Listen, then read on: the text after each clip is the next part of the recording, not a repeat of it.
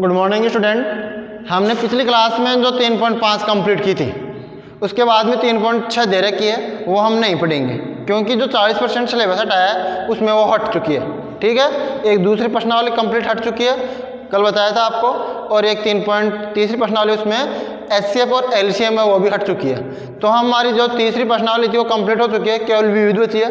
विविध में हम जो प्रश्न करेंगे जो आपको सिलेबस में है, एचसीएफ और एलसीएम के जो 3.6 से संबंधित प्रश्न है वो हम नहीं करेंगे। ठीक है, तो विविध प्रश्नमाला का प्रश्न संख्या 1 देखते हैं। क्या है? यदि बहुपद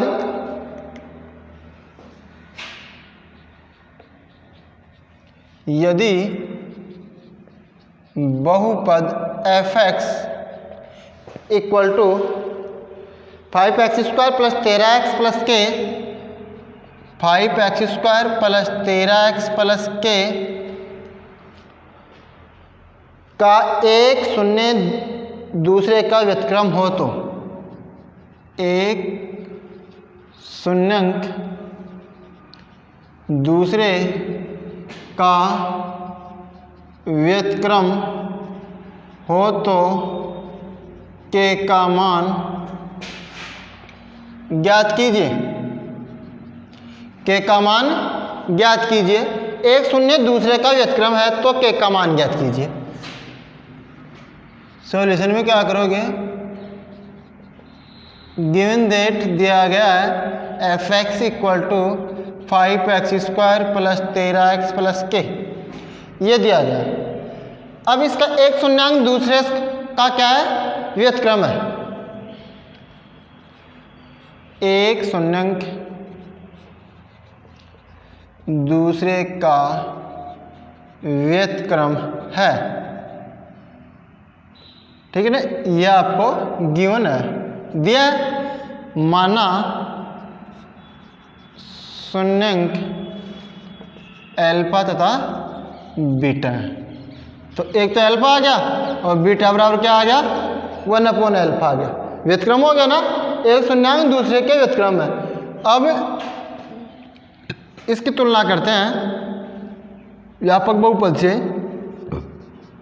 व्यापक रूप से बहुपद 5x² plus 13x plus k की तुलना करने पर तो a का मान आ गया 5, b का मान 13 और c का मान k, यह आ गया। अब शून्यांकों का गुणनफल क्या होता है? शून्यांकों का गुणनफल अल्फा इंटू बीटा बराबर क्या होता है? c upon a। c upon a होता है।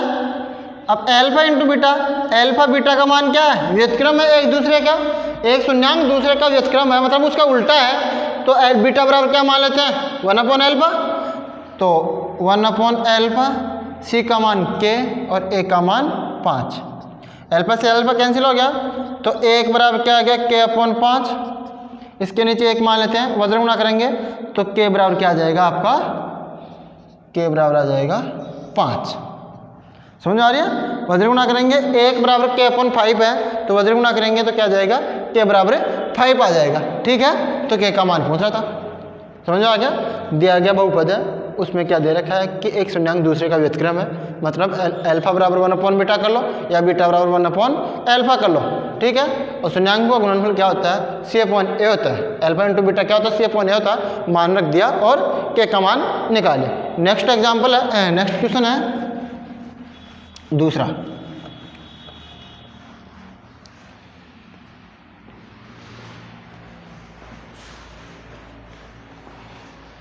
दूसरा क्वेश्चन दे रखा है बहुपद x² माइनस x माइनस 6 के शून्यांक हैं। क्वेश्चन नंबर 2 बिल्कुल सिंपल है। बहुपद x² minus x minus 6, x² minus x minus 6 के शून्यांक हैं। तो सॉल्यूशन में गिवन दैट आपको शून्यांक ज्ञात करने आते हैं। fx equal to x² minus x minus 6, fx equal to 0 करेंगे अब, तो x² माइनस का x माइनस 6 इक्वल टू 0। इसके टुकड़े करेंगे एक्स स्क्वायर माइनस का 3x माइनस का प्लस का 2x माइनस का 6। देखो जोड़ने पर माइनस का x क्या, गुणा करने पर माइनस का 6 एक्स स्क्वायर आ रहा है। ठीक है, तो x कौन आ गया, x माइनस 3 प्लस का 2 x minus 3 equal to 0। x plus 2 x minus 3 equal to 0। या तो x प्लस 2 इक्वल टू 0 होगा या x माइनस 3 इक्वल टू 0 होगा। x इक्वल टू माइनस का 2 और x इक्वल टू 3, 2 शून्यांक आएंगे। ठीक है, तो आपका ऑप्शन मिल जाएगा माइनस का 2 और 3, माइनस का 2 और 3, माइनस का 2 और 3। तो इसमें ऑप्शन माइनस का 2 और 3, इसमें जो गया ऑप्शन है दूसरे प्रश्न में आपको गया ऑप्शन दे रखा है 3 माइनस का चिन्ह दे रखा है, तो माइनस का 2 कर लेना। समझ में आ गया? ये हो गया दूसरा प्रश्न कंप्लीट।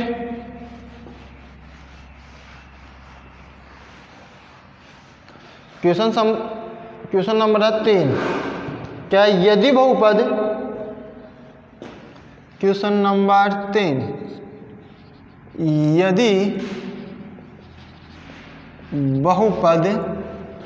यदि बहुपद 2x square plus x plus के, 2x square plus x plus के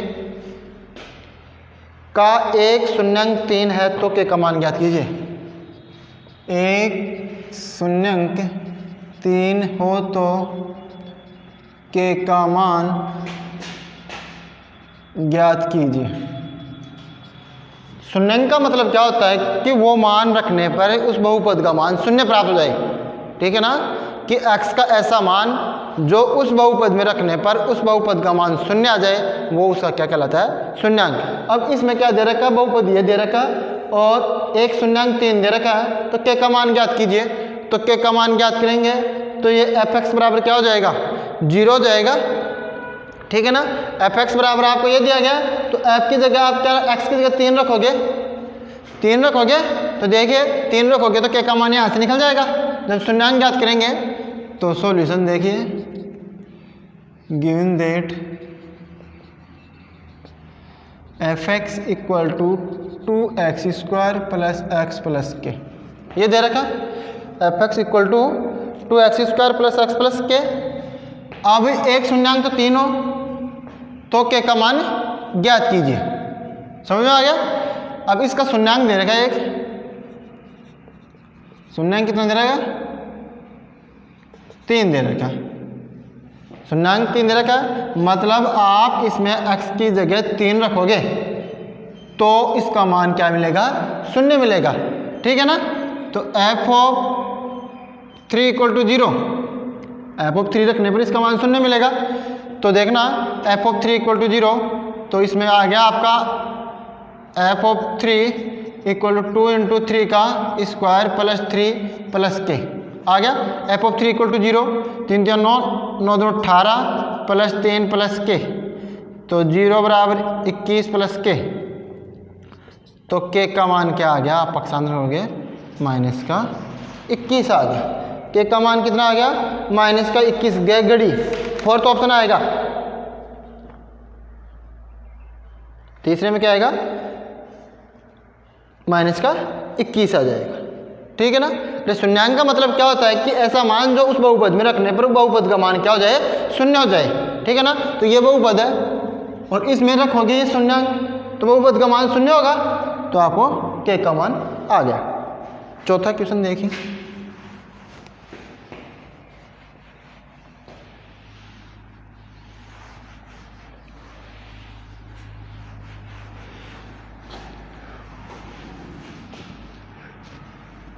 क्वेश्चन नंबर 4, क्वेश्चन नंबर 4 दे रखा है, यदि अल्फा बीटा बहुपद, यदि अल्फा बीटा बहुपद, यदि अल्फा बीटा बहुपद x square minus p x plus 1 minus c, x plus 1 minus c के शून्यांक के शून्यांक इस प्रकार हैं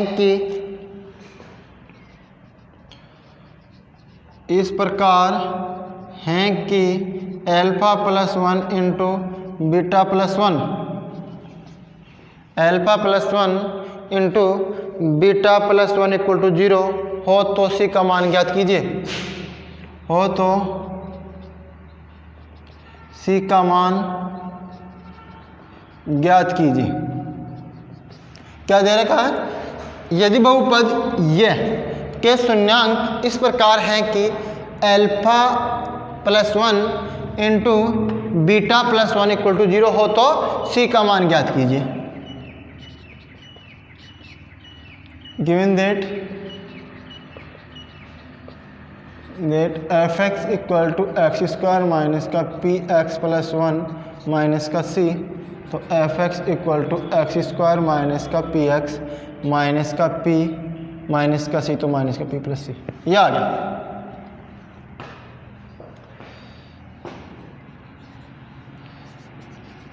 समीकरण 1 की तुलना व्यापक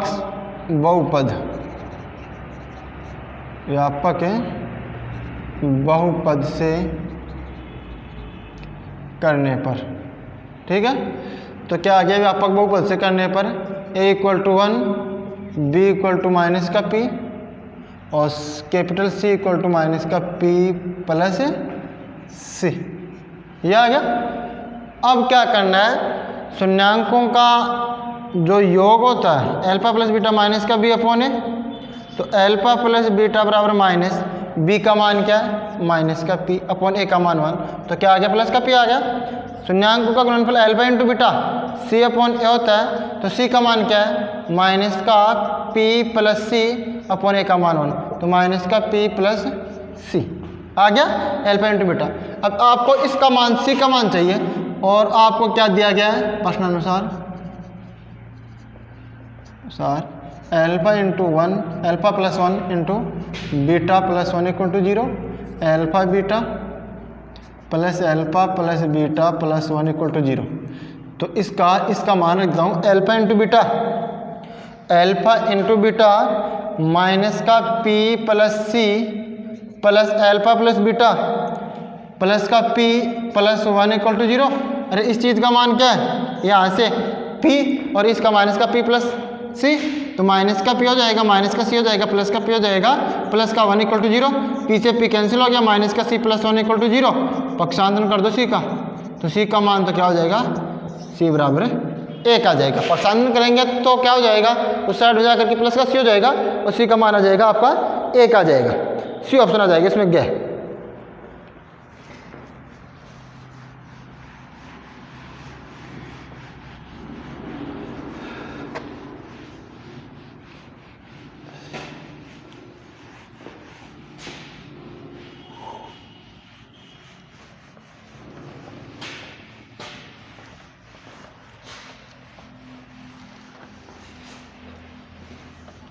देखिए 5वां क्वेश्चन, यदि द्विघात समीकरण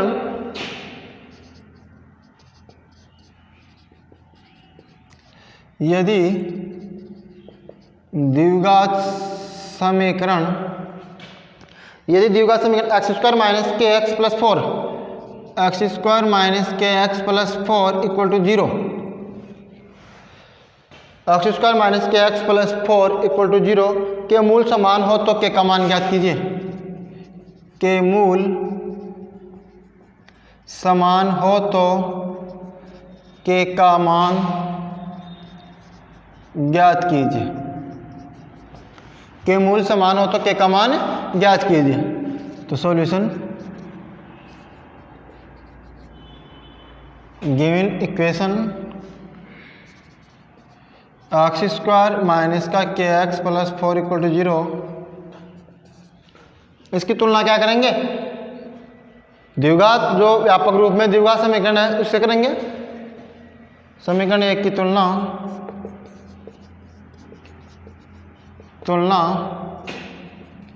व्यापक रूप ax square plus bx plus c equal to 0 से करने पर। तो क्या आ जाएगा, ए का मान 1, बी का मान माइनस का के, सी इक्वल टू 4, माइनस का के, सी इक्वल टू 4 आ गया। अब क्या करना है, मूल समान दे रखे प्रश्न में। अगर द्विघात समीकरण के मूल समान हैं तो आपका वियुक्तीकरण क्या होगा, 3 कंडीशन बताई थी। जब मूल अलग अलग और वास्तविक होते हैं तो b square minus 4ac greater than 0 होता है, और मूल समान होते हैं तो b square minus 4ac equal to 0 होता है। जब समीकरण के मूल समान हो तो वियुक्तीकरण b square minus 4ac equal to 0, b का मान माइनस का के का स्क्वायर माइनस 4, ए का मान 1, सी का मान 4, तो के स्क्वायर माइनस 16 इक्वल टू 0, के स्क्वायर बराबर 16, तो के बराबर प्लस माइनस 4 आ जाएगा। के का मान आ जाएगा आपका प्लस माइनस 4, ठीक है। तो इसमें ऑप्शन दे रखा है केवल 4, पॉजिटिव 4, ठीक है, तो पॉजिटिव 4 वाला आ जाएगा इसमें, समझ में आ गया ना। तो 4 आ जाएगा इसमें, के का मान 5वें में, सही है। छठवां क्वेश्चन देखिए क्या दे रखा। छठवां क्वेश्चन, यदि x बराबर 1 समीकरण ये तथा ये का एक उभयनिष्ठ मूल है, तो देखिए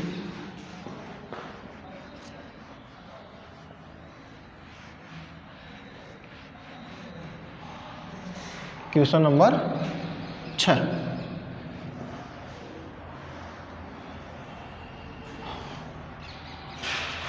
क्वेश्चन नंबर 6 दे रखा है, यदि समीकरण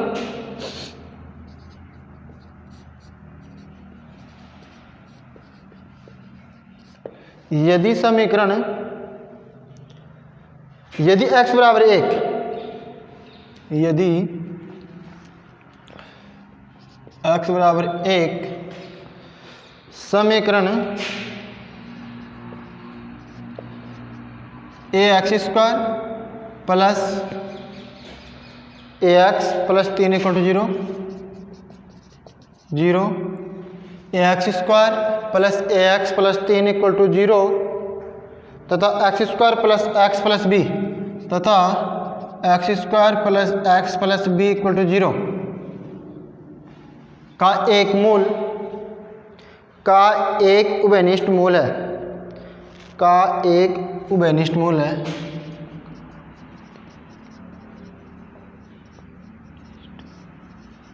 मूल है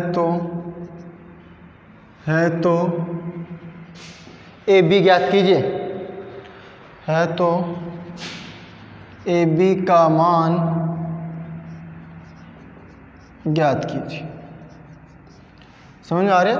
यदि x बराबर 1 समीकरण ये है तथा ये का एक उभयनिष्ठ मूल है, दोनों का ही क्या है, उभयनिष्ठ मूल है, तो क्या होगा, जो मूल या शून्यांक होते हैं उनका मान x बराबर उस बहुपद में या उस समीकरण में रखने पर क्या होंगे, उस समीकरण को संतुष्ट करेंगे। तो गिवन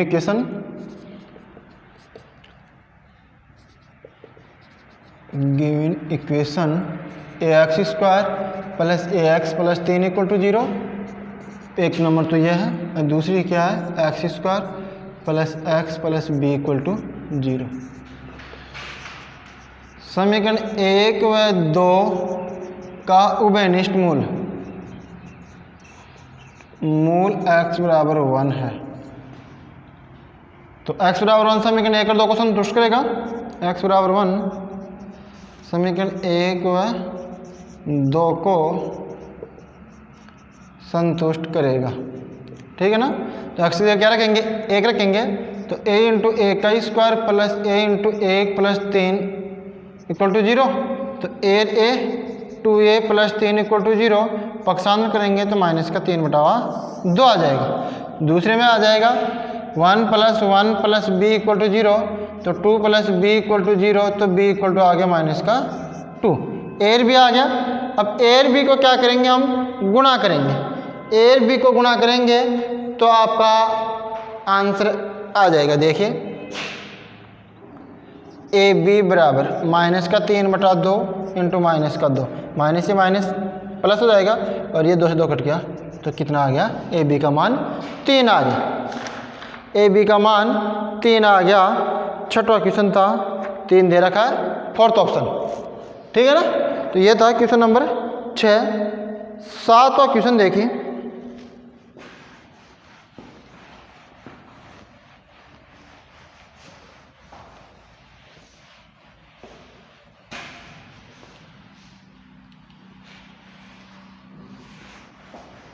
क्वेश्चन संख्या 7, द्विघात समीकरण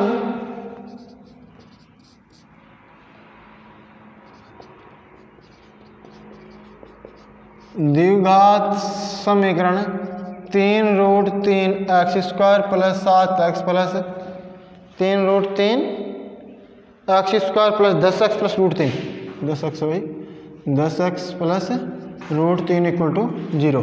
क्या दे रहा है, क्या है, द्विघात समीकरण 3√3 x² प्लस 10x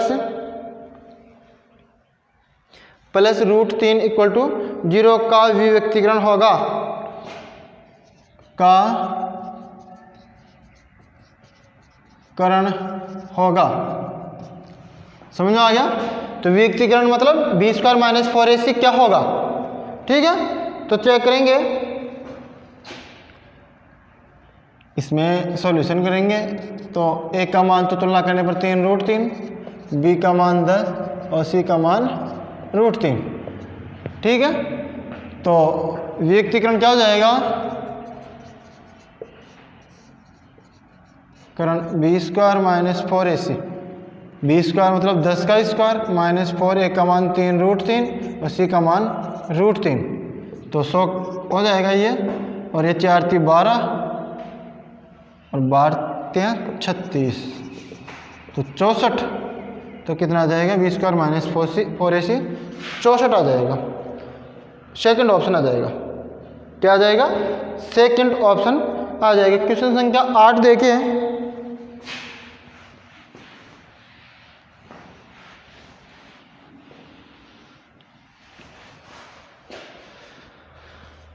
क्वेश्चन संख्या 8 क्या है, द्विघात समीकरण द्विघात समीकरण 4x² minus 12x 4x² minus के 12x minus 9 equal to 0, 4x² minus 12x minus 9 equal to 0 के मूलों की प्रकृति है, के मूलों की प्रकृति होगी। तो given that 4x² minus 12x minus 9 equal to 0, a का मान 4, b का मान माइनस का 12 और c का मान 9। मूलों की प्रकृति, विभक्तीकरण क्या होगा, b² माइनस 4ac